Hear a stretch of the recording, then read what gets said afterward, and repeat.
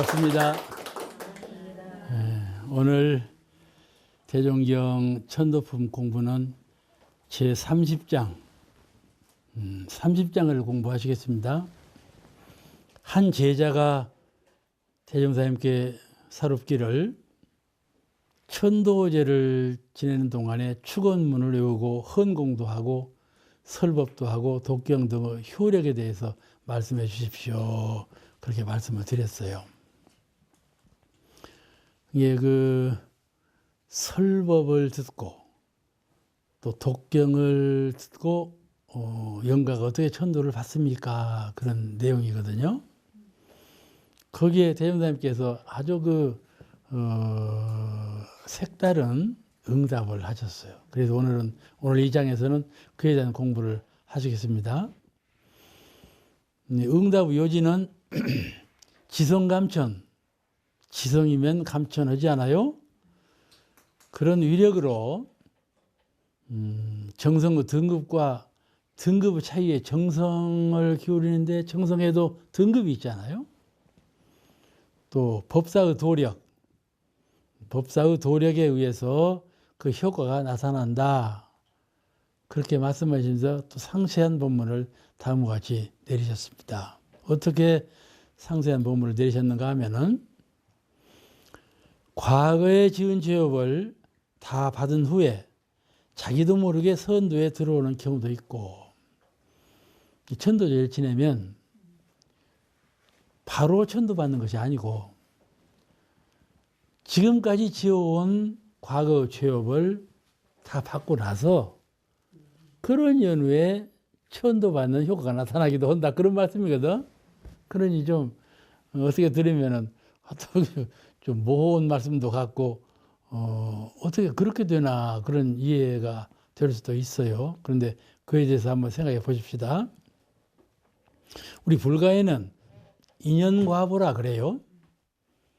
과보를 받는데 그 과보를 받는 것은 인연을 만나야, 그 연을 만나야 과를 맺게 된다. 그런 말이죠. 그게 연을 안 만나면 내가 누구고 무슨 관계를 지었는데 후생에 얼른 안 만나지 않아요. 그 만나지는 데는 상당한 기한이 있단 말이죠. 장소와 기한이 별다르니까. 그래서 그 연을 만나면 그 과를 나타나게 된다. 그런데 그 죄업을 다 받은 후에 그런 차후에 천도제를 지낸 효과가 나타나기도 한다. 그런 말씀이거든요. 그래서 이 연 만나는 것이 곧 만나지는 것이 아니기 때문에 그러기도 한다는 것을 먼저 알아야 되겠고, 또 불법의 인연이 약해. 천도받는 영가가 본래 공부가 미숙해. 그러면 아무리 좋은 설법과 아무리 좋은 독경을 낭독을 하고 축원문을 낭독해도 듣는 귀가 없어. 깨닫는 정신이 없고, 그렇죠? 또 심한으로도 보는데 그런 눈도 없고, 이래서 말로 정신으로 천도하지만은 그 말과 정신을 받아들일 수가 없어. 그러면 천도가 잘 되지 않지 않겠어요? 그러니까 천도가 잘 안 되는 원인은 영가에게 있다. 그런 말이죠. 영가에게 있다. 또 천도가 잘 안 되는 원인은 천도하는 분의 정성심에 있다. 이렇게 두 가지 갈래가 있어요.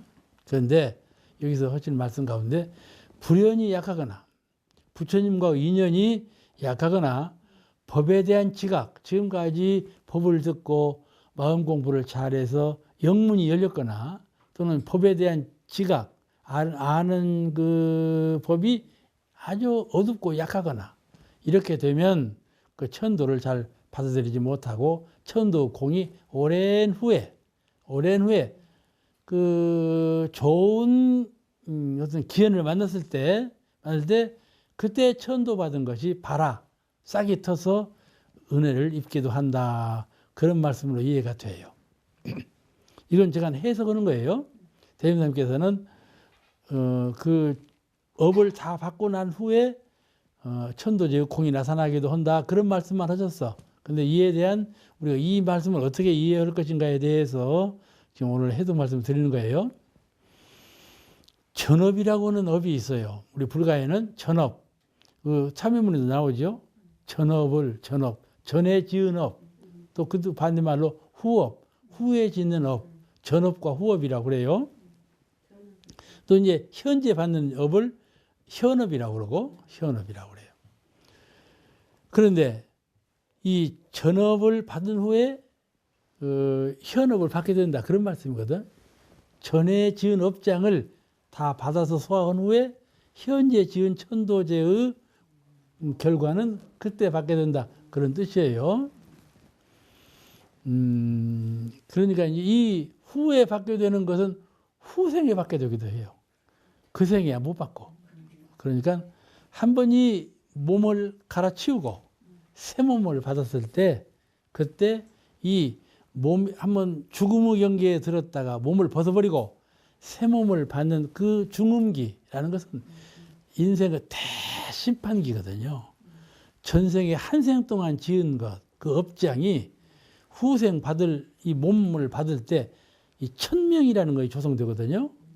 천명이 조성되는데 전생에 지은 그 무명업이 총체적으로 이 정신의 세계, 육신의 세계 그대로 결성되는 거예요. 후생 몸 받을 때. 그러니까 얼굴만 봐도 사주팔자를 알지 않아요. 에? 이 손끝만 봐도 알지 않아요. 이렇게 이게 몸에 그 사람은 일생 동안 받을 것이 다 나타나 있어. 전생 지은 것이 그대로 그림자처럼 보인다 이 말이에요. 그러니까 영적으로도 보이지만은 이 물상으로도 그대로 갖고 나온다 그런 뜻이에요. 그래서 금생의 천도제를 받는 공덕이 금생에 서로 안 나타난다 하더라도 반드시 나타나게 되는, 소멸되지 아니하고 나타난다 그런 말씀인데 훨씬 후에 나타나기도 한다 그런 뜻이에요. 그렇게 받아들이면 좋겠어요. 가령 가을에 겨울에 종자를 뿌리면 그때 종자는 안 나지 않아요. 다음 봄이 되어야 종자가 나지. 그렇잖아요? 그와 같이 이 사시절의 인연을 만나야 되는 것이죠. 그런데 즉시 모든 업장을 벗어나 선도에 들어오기도 한다. 또 그러셨어요. 즉시 이 천도제를 지내게 되면 천도 공덕으로 그 즉시 모든 업이 다 소멸되고 천도를 받는다. 또 그런 말씀도 하셨단 말이야. 그러니까 그 천도 받는 영가의 등차, 그 마음의 실력 차이에 의해서 또는 영가의 인연 작복, 인연이 어떻게 지역에서 사람의 관계성 속에서 맺어졌나 하는 그런 여러 가지 복합적인 인과의 원리에 의해서 후에 받기도 하고 즉석에서 받기도 하고 그런 설명이 되겠어요. 근데 이 두 번째는 천도를 행했을 때 천도받는 즉시 모든 업장을 다 벗어나서 그냥 바로 선도에 돌아오기도 한다. 이런 말씀하셨어요. 이런 비유담은 가령 열반할 때 영가가 49일간 중국마에 머문다 그러잖아요. 근데 그냥 열반하자마자 태어나기도 한다. 이런 말씀도 하셨거든. 또 49일 벗어나서 한 3년, 5년 있다가 태어나기도 한다. 이런 말씀도 하시고. 그냥 꼭 정칙으로 무엇이 이렇게 된다는 것은 정해진 건 없어. 영가의 세계에서. 그와 같이 이 천도제를 받은 그 복업도 꼭 정해진 바대로 어떻게 바로 된다. 이것은 아니고 그 환경에 따라 좀 늦게 받는 수도 있다. 그런 말씀이시거든요. 그런데 대개 사람이 성품의 원리를 알고 있는 분, 우리는 다 성품 원리를 알고 있잖아요. 법을 배워서 다 알고 있어. 그렇잖아요? 몰라. 질문을 한번 해봐야 알지. 성품 원리를 알고 있어. 성품 원리뿐만 아니라 우주 진리를 다 터득하고 있거든. 우리는 다 알고 있거든. 그런데 이렇게 알고 있으나 잠시 어떨 때 사람에 따라서는 매할 수가 있어요. 생각을 그르칠 수가 있고 행동도 잘못할 수가 있고 어떤 수양력도 좀 그냥 침체할 수가 있고 이와 같이 알고는 있으나 이게 매할 때가 있어요. 그래서 한 제자가 정산용사님께 사루었어요. 알고도 실행이 없으면 모르는 것 같지 않습니까? 모르는 사람하고 배우고 잊어버린 사람하고 같습니까? 이게 물어봤어. 정산용사께서. 그래도 배우고 잊은 사람이 낫냐니라 이 말씀하셨어. 왜냐하면은 배우고 잊어버린 사람은 한번 다시 마음만 돌리면 곧 알아져. 그냥 모르는 사람은 영판 몰라. 그러니까는 그래도 배워서 알고 있는 것이 낫다 그런 말씀이에요. 그런데 그 성품 원리를 알고 우주만유 진리를 다 투숙하고 있어도 잠시 시절 따라서 잠시 매연 사람이 있어요. 그런 사람은 천도의 공을 입을 때 참 밝은 스승이 그를 지도하실 때 또는 어떤 모든 대중이 나를 위해서 착한 마음으로 천도제를 지내고 불공을 드려줄 때 그때 참 즉시 환골탈태예요. 환골탈태예요. 이것에서 저것으로 탁 바뀌는 것을 환골탈태라고 그래요. 겉과 속이 일치에 그냥 바꿔지는 것을 훨씬 좋게 바꿔지는 것을 환골탈태라 그러거든요. 가령 오랜 병마와 싸우다가 일시에 병이 났었잖아. 그럼 환골탈태했다고 그래요. 그런데 환골탈태라는 말을 쓰는데 이런 환골탈태하는 심경으로 어부 경계를 벗어나 버려. 그렇게 전도받는 사람도 있다. 그렇게 말씀하셨어요. 가령 예를 들면 순치황제 예를 한번 들어보십시다. 순치황제는 중국의 이제 도낭에서 태어났는데 6살 때 왕이 됐어요. 아주 소년도 아니고 거의 아기 때 왕이 등에 오른 거예요. 근데 순치 황제가 참 정치를 잘했어요. 이제 신하들이 다 해줬겠지만 정치를 젊은 20몇 살 먹으면서 정치를 참 잘했어요. 잘해가지고 수도를 그 심양에서 이제 북경으로 수도를 옮길 때 아주 크게 왕궁을 지었어요. 왕궁을 지었는데 그 왕궁 지으면서 그 왕궁 지어 놓으니까 많은 사람들이 구경을 오는 거야. 근데 이제 거기에 이 얘기가 있어. 순치 황제의 전생 이 얘기가 있어. 순치 황제가 옛날에는 전생에는 스님이요. 스님인데 하루는 당신은 붕산이라고 하는 스님이요. 붕산이라고 스님인데 이 붕산이 당신 자화상을 그려놨어. 응? 내가 달마대사를 그리면 나는 꼭 달마답게 그려놨는데 보는 사람들은 나를 그렸다고. 그런 듯이 이제 자화상을 그려놨고는 눈썹을 안 그렸어. 눈썹을 안 그리고 그 사자라고 하는 제자, 이건 제자도 아니고 삼위승이요. 아주 어린 동자인데 그 삼위승한테 주면서 이걸 네가 잘 보관해라. 누구도 이 그림을 건드리거나 만지면 안 된다. 잘 관리해라. 그래 놓고 다음에 네가 갖고 있어 잘 보고 올 때 이 자화상에 눈썹을 그리는 사람이 있을 거다. 응? 그 눈썹 그리는 사람이 바로 나다. 그렇게 예언을 했어. 이 순치 황제 전신인 붕산 스님이 사자라고 하는 제자한테. 그러니까 이 사자는 그냥 그 그림을 그냥 스님처럼, 스승처럼 잘 모시고 다녀. 누구도 볼 수도 없어. 근데 이 붕산이 누가 됐냐면 순치 황제가 된 거야. 수도한 수양력으로 황제가 되었어. 순치 황제가 이제 철이 들 것 아니여? 철이라는 건 정신철이 들었어. 정신철이, 마음의 철이 드니까 깨달았어. 어떻게 깨달았냐? 허허, 내가 정세의 스님이었구나. 내가 수도자인데 왜 왕이 되었는고? 이 생각해갖고 내가 이래서는 안 되지. 마음을 고쳐먹고 있는데 그때 이제 왕궁을 지하고 모든 사람들이 구경을 왔어. 근데 그 구경꾼 가운데 아주 노인 스님이 하나가 와. 노인 스님이 있는데 그 노인 스님이 이상스러운 보따리를 들고 있는데 그 보따리를 안 끌려고. 이상스럽게 생겼으니까 그 순치 황제가 불렀어. 저 스님을 이리 오라게라. 순치 황제는 정말 달관한 분이죠. 아는 분이요. 그 스님이 누군가를 알아. 그러니까 당신이 스님이었던 걸 알지. 그 밖에 있는 노 스님을 불러라. 불러 데려왔어. 그 보따리가 뭐냐? 그러니까 이 보따리? 근데 안 보여줘. 그러지 말고 내가 보따리를 좀 봐야 되겠다. 그러니까는 눈치를 챘어. 채고는 이런 그 그림이라고 하면서 이제 보여주니까 순치 황제가 거침없이 거기다가 눈썹을 그리는 거야. 눈썹을 그려서. 그래서 그 이제 그가 바로 이 옛날 붕산 스님이었구나 이렇게 알아가지고 이 사자가 궁궐 속에서 오랫동안 있었어.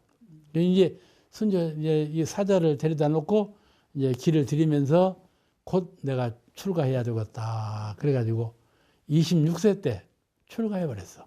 왕을 버려버렸어. 왕을 놓아버리고 출가했는데 그와 같이 왕위에 있다가도 갑자기 당시 옛날 스님이었다는 걸 깨침으로써 갑자기 왕업을 놓아버리잖아. 이렇게 도를 닦은 정신이 맑은 분은 어찌 순간 잠시 매했다가도 곧 돌아오는 능력이 있다 그 말이야. 그와 같이 꼭 순치 황제만 그런 것이 아니라 우리 도문에는 아까 같이 우리가 교법을 많이 식견으로 알고 있으면서도 잠시 매한 사람이 얼마나 많이 사는지 몰라. 그죠? 참 이 세상에는 수양을 하다가 수양을 중지하고 만 사람이 참 많아. 그 수요가 무지기수라고 해도 과언이 아니야. 그냥 공부하다가 그만두고 공부하다가 그만두고 그만두었다 공부하고 그런 사람이 참 많거든. 그래서 이제 이런 분들은 이렇게 알고 있고 옛날에 닦아놓은 법기를 갖춘 분들은 서로 잠시 매했다 할지라도 훌륭한 스승을 만난다든지 또는 대중의 천도공을 입는다든지 하면은 곧 그 옛날로 돌아와서 모든 업장을 다 소멸할 수가 있다. 그런 말이에요. 그 순치 황제가 출가시를 썼어. 출가할 때 시를 썼는데 이렇게 썼어. 뭐라고 썼는가 하면은 한문으로 되었으니까 한글로 내가 그 요점만 그 중간 대문만 소개하면은 이렇게 중간 대문에 이런 말씀이 나와. 당초에 부질없는 한순간의 잘못으로 이 말이 나와. 응? 매했다 말이요. 잠시 매했다 이 말이요. 당초에 부질없는 한순간의 잘못으로 가사장삼 벗어치고 골룡포를 갚게 되었네. 가사장참을 벗어치우고 골룡포 임금 옷을 입게 되었다 그 말이에요. 감게 되었네. 이 몸을 알고 보면 서천추구 스님인데 이 몸을 알고 보면 서역정토의 스님네였는데 무엇을 반연하여 제왕가에 떨어졌나?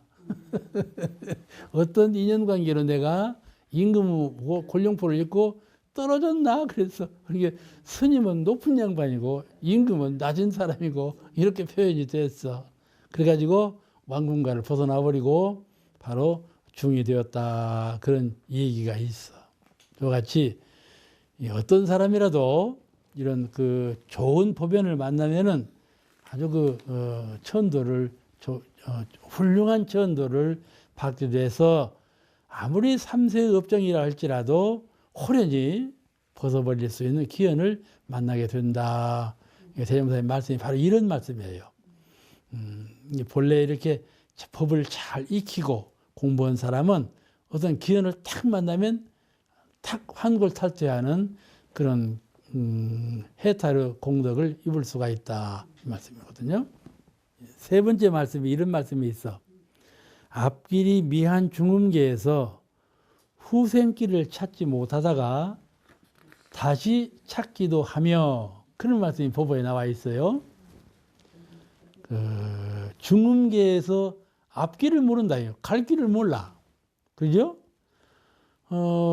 사람이 이 현실적인 세계에 살면서도 갈 길을 모르는 사람이 있거늘 중음계에 가면 더더욱 길이 없으니까 길이 없어. 길이 없으니까 갈 수가 없죠. 이 세상은 다 길이 있잖아요. 비행기도 길이 있고 기차도 길이 있고 사람도 길이 있고 한국자 짐승도 길이 있는데 그러잖아요. 다 길이 있어서 길로 가는데 중음계의 영혼의 세계로 간다면 길이 없어. 길이 없어. 그래 매헌 중생이 앞길이 없다 이 말씀이에요. 여기 하신 말씀이 그 말이에요. 앞길이 미한 중음계에서 후생길을 찾지 못하다가 다시 찾아가기도 하며 천도제를 입게 되면은 그때 정신이 모아져 가지고 다시 길을 찾아가기도 한다. 그런 뜻이거든요. 사람이 열반에 갑자기 들지 않아요? 열반에 들면 아주 세계가 달라져 버리죠. 근데 깊은 잠에 든 것 같이. 깊은 잠에 들으면 아무것도 모르지 않아요. 인식이 없죠? 그렇게 돼버린다 그 말이죠. 안입이 설진을 통해서 내가 지각하고 뭘 알아차리고 했는데 안입이 설진을 벗어버리니까는 깊은 잠에 든 것처럼 지각이 없는 알아차리는 정신력이 없는 그런 세계에 들게 된다. 그런 말이죠. 자기 정신이 없죠. 그런 중음계에 있을 수가 있어요. 그러니까 공부를 잘해서 영대가 밝은 사람은 그러지 않아요. 응? 바로 열반의 경지에 들어도 정신기운들이 매해지거나 그러질 않아요. 그러니까는 아주 밝은 영지로 중음계에서도 공부를 잘하시는 분은 극락의 심성, 이론상 자리를 잘 수호하는 법력으로 극락계에 계시고 청정열반의 참열반락을 얻어서 그 자리에 멈춰 계시고 또 아주 밝은 지혜로운 영가는 영로가 따로 있어서 당신이 머물 자리, 당신이 가실 자리를 다 알아. 다 알고 스스로 다 행하죠. 그런데 일반적인 영혼은 그러지 않아요. 일반적인 영혼은 죽음에 이르면 곧 깊은 잠에 든 것처럼 인식이 없어. 인식이 없어요. 그래 정신없이 중음계에 있을 수가 있는 것이죠. 그런데 어떻게 깨어나는가 하면 깊은 잠에 들었다가 깨어나는 것처럼 우리가 깊은 잠에 들면 아무 인식이 없죠. 아무 인식이 없다. 그러다가 호련히 깨어나면서 생각이 나는 거야. 그죠? 이와 같이 허공의 바람이 호련히 일어나는 것처럼 동정, 마음세계의 기운의 동정에 의해서 마음세계, 마음 심기라고 그러죠? 심기가 어지러운 병이 난다고 그러죠? 이 심기가 동한단 말이죠. 어떻게 도는가? 동정으로 동해요. 이 육신만 동정으로 동하는 것이 아니고 마음도 동정이 있어요. 동정이 있어. 그리고 마음이 정코자 할 때는 한없이 정코자 하고 마음이 또 동코자 할 때는 한없이 또 동코자 하는 거예요. 그래서 정한 입장에 있는 것이 깊은 잠에 들어간 것과 같은 자리예요. 그러다가 호련히 동해져. 그러면서 생각이 나는 거야. 생각이 나요. 이게 깊은 잠에 있는 것처럼 그렇게 있다가도 중음계에 있다가도 호련히 생각이 또 오르면서 이제 그때부터 무엇을 다 알아차리기 시작한다 그 말씀이죠. 정신이 들기도 해요. 그 이제 그때 천도 정성에 의해서 온전한 정성을 갖추게 되는 것이죠. 그때 이제 49일간이라든지 이제 천도제를 지내잖아요. 이 잠시 동안 그 조용한 경계에 들었다가 정신이 깨어나면서 천도제의 공이 그대로 이제 비추어지는 것이죠. 제주와 자녀의 정성과 법사의 도력이 부족하면 이 말씀하셨어. 제사 지내는 그 제주하고 그 자녀들하고 정성이 부족해요. 또 하나는 법사, 설법하는 법사의 도력이 부족하면 영가의 영근에 별스러운 효과가 없다. 또 그런 말씀을 하셨거든요. 그러니까 천도제를 지낼 때는 얼마나 우리가 공을 들여야 되겠어요. 이 비유담으로 농부가 농사를 지을 때 정성과 영양을 다 들이지 아니하면 그 곡출이 적은 것과 같나니라. 이렇게 비유담을 들으셨어요. 그러니까 제사를 지낼 때 어떤 분들은 교무님한테 알아서 하세요. 다 맡겨버려. 뭐 당신은 그냥 방심해버려. 그러면 되겠어요? 안 되겠어요? 그래서는 안 될 일이죠. 교무님도 제주도 함께 같이 정성스러운 그 공을 들임으로써 원만한 천도가 이루어진다. 누구한테 맡겨서는 안 돼. 성불도 그렇고 재중도 그렇고 다 그래요. 우리는 재중을 교무님한테 맡기는 수가 있어요. 그러면 안 돼요. 성불 재중이 원인데 재중 교도 교하는 건 교무님이 알아서 하세요. 나는 모릅니다. 그러면 쓰겠어요. 그러니까 다 같이 해야지. 이런 그 이치를 배우고 연방할 때 서로 소통되는 한 이치를 들을 때 거기만 생각하지 않아요. 이것과 이것이 서로 연관되고 회통되는 정신으로 공부를 하면 이 모든 것이 다 우리 생사고락을 초월해서 좋은 열반을 얻을 수 있는 길이 되리라고 이렇게 생각을 합니다. 오늘 강의는 여기서 마치겠습니다. 감사합니다.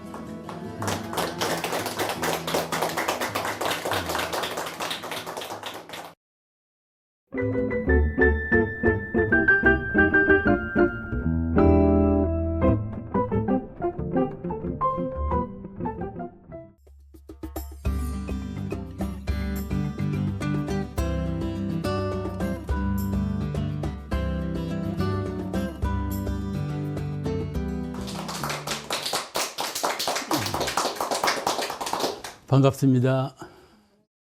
오늘 대종경 강의는 천도품 34장을 공부하시겠습니다.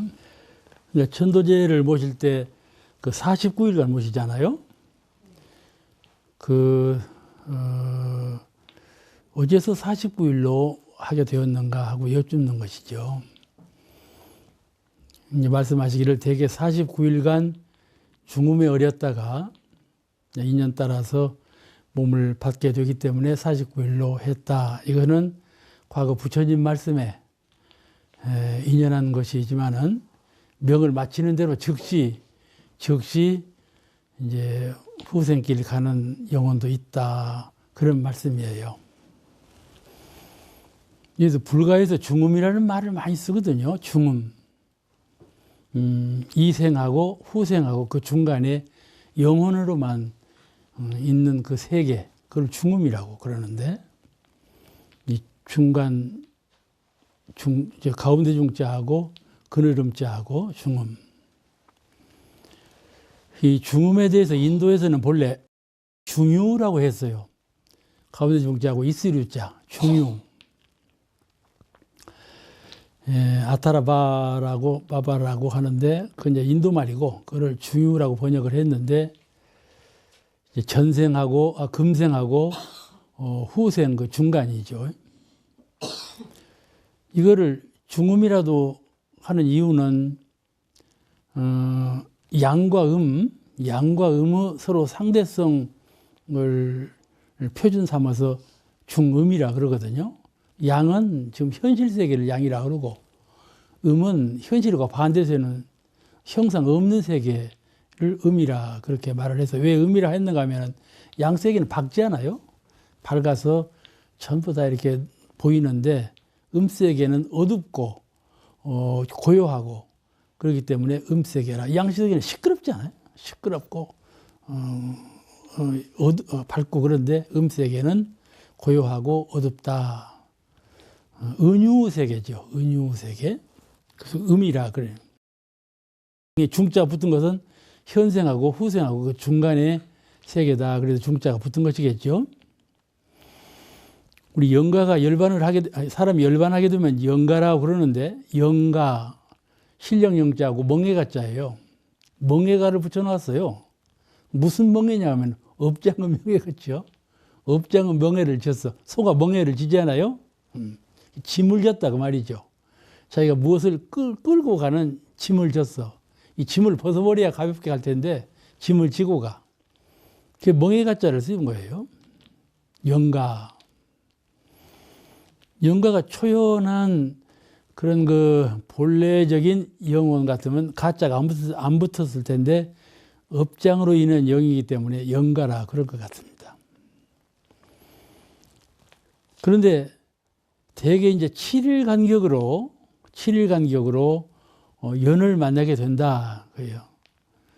돌아가신 후에 7일 만에 한 번 후생으로 태어날 수 있는 연을 만나고, 인연 만나게 되고, 그때 못 만나면 또 한 7일간 있다가 만날 수 있는 연을 만나게 되고, 또 이렇게 77 단위로 7번 후생 만날 인연을 만나게 된다. 그런 뜻이 갈무에 있다고 불교에서는 그렇게 보고 있어요. 그래서 49일째 되는 날은 아주 확연하게 끝이 나는 날이죠. 그렇게 꼭 믿을 건 없었지만은 그런 그 설명이 있었다는 것을 염두에 둘 필요가 있어요. 이 7이라는 단위, 7로 끊어지지 않았어요? 그 7이라는 단위에 의미가 있어요. 그 음양상승이라고 우리가 그러죠. 음과 양이 서로 밀고 끌어잡아당겨 가지고 변화를 한다. 음기운과 양기운이 서로 응하고 작용을 해서 이 천지를 변화시킨다. 이렇게 음양상승을 도라고 그러죠. 이걸 보고. 육아에서는 음양상추라고 그러는데 음양상승의 기운이라 그렇게 말을 해요. 근데 이 음양상승의 일회전 도수가 7단위라 그런 얘기죠. 7단위다. 음양상승이 한 번 일회전하는 그 기간이 7일간이다. 그런 뜻으로 7이라는 말이 쓰이고 있어요. 우리가 그 사만사온이라고 그러죠. 기후가 변할 때 4일은 다둡고 3일은 춥다 해서 사만사온 그렇게 말하는데 이 사만사온도 보통 7이잖아요. 그래 무지개 색깔도 7빛이잖아. 그래서 이 무지개를 보고 7년 가뭄과 7년 홍수가 없다. 그런 말을 하는 것처럼 그 천지의 변화 도수하고 무지개 색깔하고도 비유해서 말을 해요. 이 우주에는 우주를 운영하는 질서가 있지 않겠어요? 우주를 운영하는 질서가 있는데 그 질서를 수리로 구성이 됐다 이렇게 말하거든요. 수리, 숫자로 우주를 운행하고 있는 그 기운을 계산을 할 때는 수리로 계산을 한다. 그 수리로 계산하는 것이 주역이에요. 육아에서 말하는 주역. 그 주역을 가지고 사람 운수도 하고 천지의 변화되는 도수도 계산해내고 그러잖아요. 수리로서 천지 운행의 내용을 표현한다 그런 말이죠. 그런데 이 질서를 수리로 표현하는 것처럼 이 역학 중에 천리를 다루는 역학이 있어요. 천체 역학이라고 그러는데 그 천체 역학도 역시 수리로 되었죠. 철학적으로 말하는 주역도 수리로 되었지만은 그래서 이 음양상승의 변화는 그 수치는 7으로 이렇게 알고 있죠. 7이다. 매미가 말이죠. 애벌레로 있다가 이제 지상으로 나타나게 되는데 애벌레로 있는 동안에 나무 뿌리 밑에서 3년 내지 7년을 있다고 그러거든. 7년을 벗어나지 않아. 7년간을 있다가 이제 나비로 나온단 말이에요. 그것도 어째서 그 땅속에 들어가고 7년간을 꼬박 있냔 말이에요. 그것도 이 7이라는 단위를 벗어나지 않았어요. 이 매미가 애벌레로 있으면서 나무 뿌리 속에서 나무 영양을 먹고 사는데 7년간을 가 있단 말이에요. 이게 그 땅속이라는 음이잖아요. 이거는 양이고 땅속은 음이고 음계에서 7년간 있다 그런 말이거든. 오직 7이라는 수리는 음과 양이 교체하는 하나의 정해진 단위의 숫자. 이건 누가 일부러 만든 것이 아니고 그랬다 그거예요. 그래서 7일로 일주일을 정하지 않았어요. 그런데 여기 이제 과거 부처님 말씀에 인연하여 그랬어요. 대임사님께서 어제 49일로 제를 모시게 됩니까? 과거 부처님 말씀에 인연했다 그랬는데 정작 서가모니 부처님께서는 이 7단위 49제를 말씀하지 않았어요.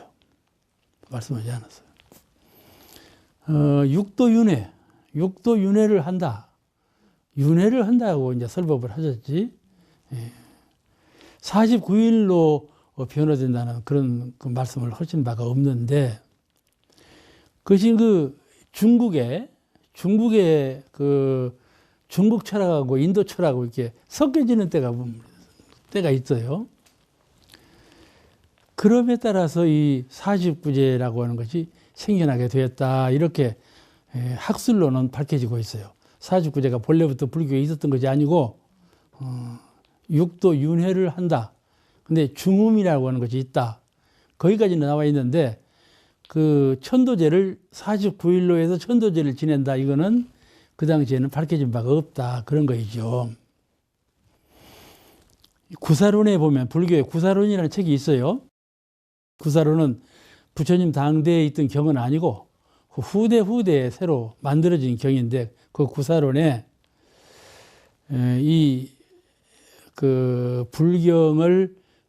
여러 가지 불경을 체계적으로 논집을 하는 것이 구사론이에요.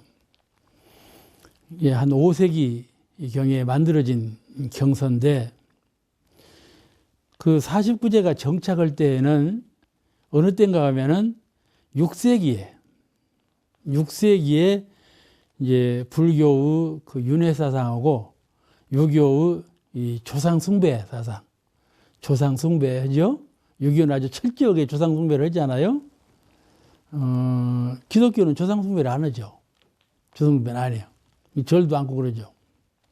유교는 철저하게 조상 숭배를 하는데 이 유교의 조상 숭배 사상하고 불교 윤회 사상하고 접목이 되어가지고 49일간으로 천도제를 모시게 되었다. 그렇게 기억하시면 아마 정확할 거예요.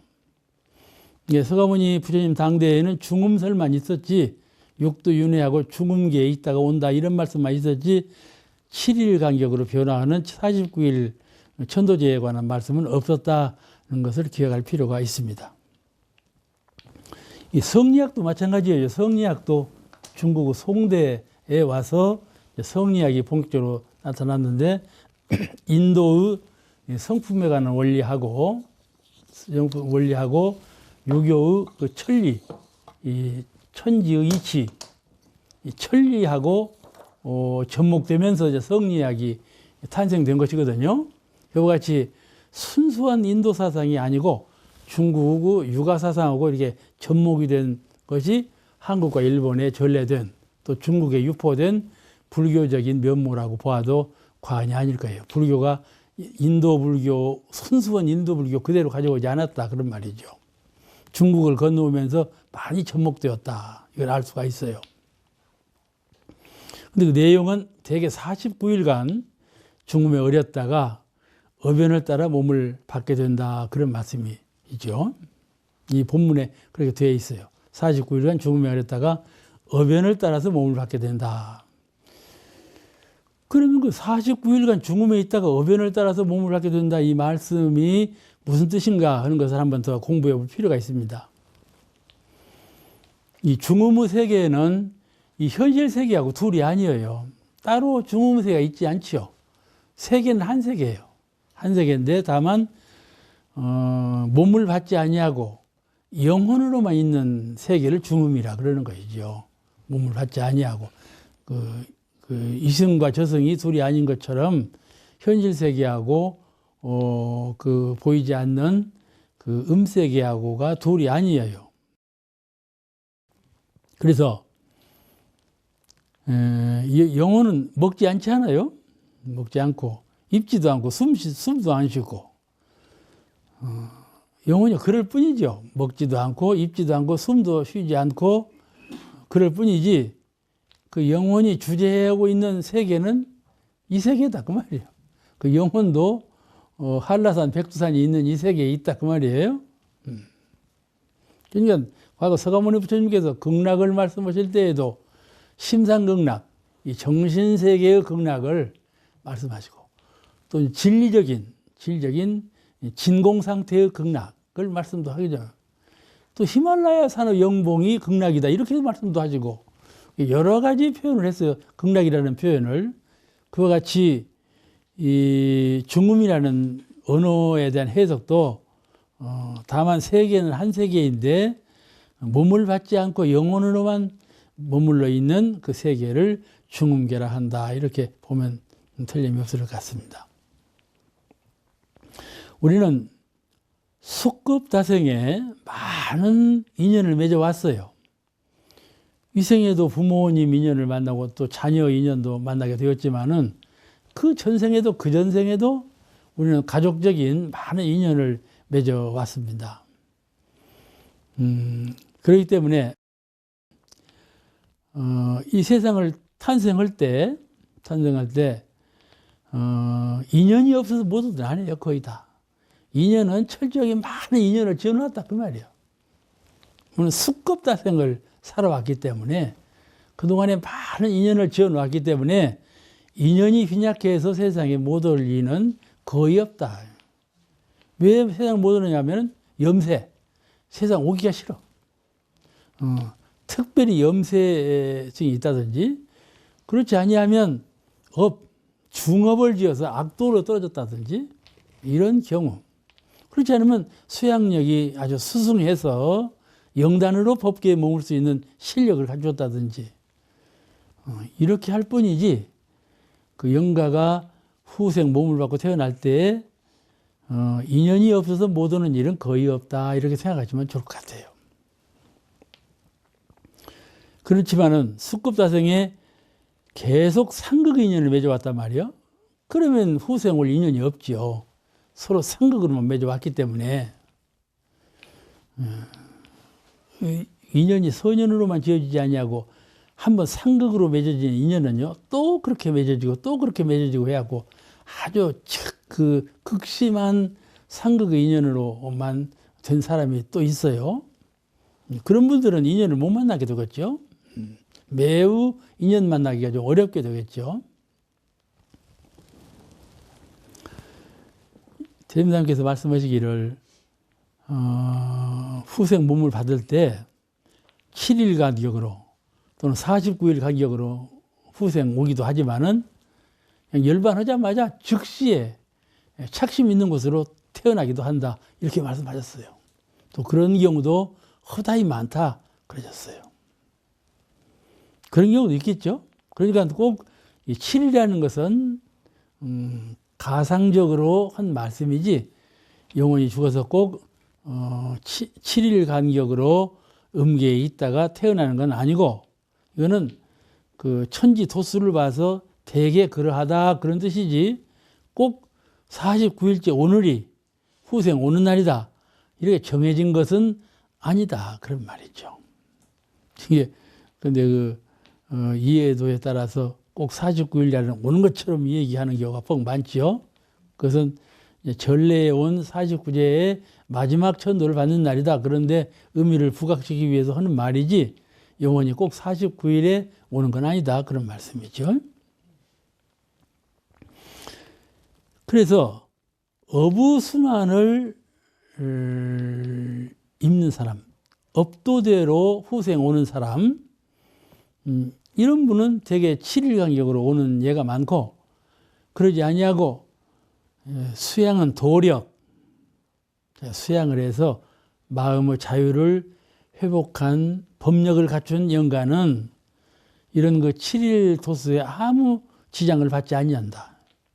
수년이 마음의 자유에 의해서 자유롭게 생사거래를 하게 된다. 또 이렇게 말씀하셨으니까는 그 점에 유의할 필요가 있겠죠. 그래서 이 법력을 갖춘 성유의 영가, 성유, 법과 항마 위상이 된 성유의 영가는 대개 세계 어느 곳에서나 자유해탈을 잃지 않고 자유롭게 생사거래를 할 수 있게 된다. 이렇게 말씀을 하셨어요. 그렇지만 애착과 원착이 많은 그 착심이 많은 영가는 즉시적으로 후생 입퇴하게 되는 경우가 또 많다 그러셨어요. 그런데 우리가 항상 말하기를 누구든지 사람은 부모를 선택할 자유는 없다 그런 말을 하죠. 내가 세상에 태어날 때 나 어떤 부모에게 가서 아들로 태어날란다 이렇게 태어난 영가는 거의 없다 그 말이죠. 무의화로 자기도 모르는 가운데 꿈길처럼 후생 오게 되었다 이런 경우가 많아서 후생 부모를 선택할 자유가 없다 그런 말을 사람들이 많이 해요. 그런데 그렇지 않아요. 도를 닦아서 도력, 법력을 갖추신 그 수도인은 능히 부모를 선택할 자유가 또한 충분히 있다 그런 말이죠. 부모를 선택하는 자유가. 그 좀 어려운 말씀이 될지 모르겠지만은 조주 선사라고 중국의 유명한 이 선사 한 분이 남전 스님을 스승으로 모시고 살았어요. 사는데 하루는 남전 스님에게 살았기를 유에 대해서 잘 알고 있는 사람은 열반길을 떠날 때 어떻게 떠나나이까? 이렇게 물었어요. 좀 까탈스러운 질문이죠. 유에 대해서 잘 알고 있는 스님은 열반길을 갈 때 어떻게 가나이까? 우리도 못 알아듣지 않겠어. 뭔 말인지? 유라는 말은 있을 유자. 있을 유자. 유를 알고 있는 수도인은 후생길을 갈 때 어떻게 갑니까? 이 말을 물으니까 그 남전이 대답하기를 그 대답도 참 어려워요. 이 산 앞에 있는 당신들이 수도하고 있는 그 산 앞에 단월이라고 하는 여인이 있었는데 그 여인이 누구냐면 시주요. 이 절에 시주를 올리는 시주 공양인이요. 그럼 그 시주 집 수고가 되어가지고 오리라. 이게 소가 되어 오리라. 그 수고라는 법문은 불교에서는 유명하게 써먹어요. 위산이 내가 장차 앞에 있는 그 시주집에 수고우라고 수고우로 올 텐데 그 등에다가 위산이라고 이름을 적어갖고 올란다. 그러니까 그때 너가 나를 부를 때 위산이라고 부를래? 수고우라고 부를래? 이렇게도 화두를 던진 것처럼 조주는 이 남전 스님한테 유를 알고 있는 사람은 수행자인데 알고 있는 사람은 장차 열반길을 갈 때 어느 길로 가게 됩니까? 이렇게 물은 거예요. 그러니까 남녀이 대답하기를 그 단월이라는 시주집에 수고으로 오게 되리라.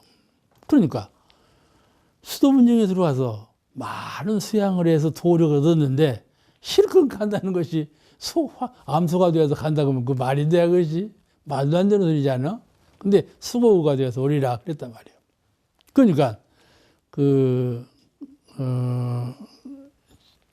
조주가 감사합니다. 잘 알아들었습니다. 수고가 돼서 온다고 해도 고맙다고. 그 고맙다는 말씀을 듣고 남전이 또 뭐라고 했는 거니? 그 스승이 뭐라고 했는 거니? 어젯밤에 내가 그대를 보니, 조주를 다 그대를 보니, 야밤에, 한밤에 창문에 달빛이 많이 비치더라. 그런 말을 또 했단 말이야. 뒤에다 그런 말을 붙여놨어. 이게 칭찬하는 말이지. 조주 너가 어젯밤에 고요한 밤에 달빛을 받을 만큼 그런 광명을 회복한 그런 도인이 바로 너다. 그런 말이거든. 조주를 칭찬하는 말이야. 조주는 큰 도인인데 그를 내 인정한다. 그런 말이거든. 그런데 그 광명을 회복해서 밤에 달과 같은 그런 조주인데 왜 수고가 되어 가냐 그 말이에요. 안 될 말이지 않아? 그 무슨 뜻인가 하면은 본래 질문부터가 유를 잘 아는 사람이 열반길을 갈 때는 어떻게 갑니까? 이 말은 보통 우리 스님들은 무자 공부를 해요. 공공부. 일체가 다 없다. 일체가 다 빈 것이다. 공공부를 하거든. 공공부, 무공부를 해요. 그런데 그 공에 대한 공부를 한 번 더 한 단계 높이 솟아오르면 유에 대한 공부까지 간다 그 말이에요. 다시 말씀드리면 빈자리를 투득한 사람은 있는 자리까지 다 증득해야 된다 그런 말이거든요. 그러니까 이 조주가 물은 말은 현상적인 세계까지도 전부 달관한 그런 수도인은 아시겠죠? 현실 세계까지도 전부 오득한 달관한 그런 수도인은 열반길을 갈 때 어디로 가야 합니까? 가령 공도리, 무도리로만 철저히 깨달은 분은 공으로 가야 되겠죠. 열반길 갈 때. 그런데 유도리를 깨달으신 수도인은 후생길 갈 때 어느 도리로 가야 합니까? 어느 방향으로 가야 합니까? 그 물을 물은 거거든. 그러니까 대답하기를 수고로 가나니라. 이 말은 무슨 뜻인 거니? 제가 이제 번역을 잘 할지는 모르겠습니다만은 사람이 도인은 수고, 암소의 몸을 받는다 하더라도 그 성품의 세계는 아무런 영향을 받지 않는다. 그런 말이에요. 중생계에서는 소를 몸으로 받으면 소가 되어버려. 근데 이 부처님은 몸은 소를 받았어도 그 부처님의 심경은 변하지 않는다. 그런 뜻이에요. 그렇게 해서 이제, 그러니까 조주를 상당히 높이 평해 준 거죠. 높이 평해 준 거예요. 이 수고 비록 몸은 소를 받았을지라도 그 마음의 세계에는 성품의 자유를 잊어버리지 아니했다. 잊어버리지 아니야. 항상 성품의 마음의 자유는 그대로 향유하고 있다. 그거를 표현한 말씀이에요. 좀 어려운 문답이죠? 기억하실 수 있겠어요? 다 잊어버릴 거구만, 가고구만. 나도 이 본문을 들을 때는 그게 무슨 소리냐 하고 얼른 생각이 안 나더라고. 연마해 보니까 그런 뜻이요. 그와 같이 이 육도 세계 어느 곳에 갈지라도 몸을 받고 태어날지라도 그 몸 받은 것으로 인해서 마음의 자유를 상실한다든지 마음의 자유가 어떤 저해를 지장을 받는다든지 이런 일이 없게 된다. 그런 뜻이죠. 그와 같이 49일을 전후해서 영가가 천도를 받게 되는데 탐진치를 다 조복한 영가는 그런 것에 아무 구애가 없이 자유로이 왕래하지만은 구애를 받은 영가는 착심의 구애를 받은 영가는 즉시 그 착심이 있는 대로 가게 된다. 그런 내용을 말씀을 하셨어요. 그러니까는 49일이라는 것이 별로 의미가 그렇게 크게 있는 것은 아니다. 49일이 왜 49일로 정해졌습니까? 하고 질문했는데 그 응답은 49일에는 그렇게 큰 의미가 있는 것은 아니고 이리저리해서 되기는 했으나 큰 의미가 있는 것은 아니다. 그런 뜻이에요. 오늘 이 시간 여기서 마치고 다음 시간에 또 뵙겠습니다.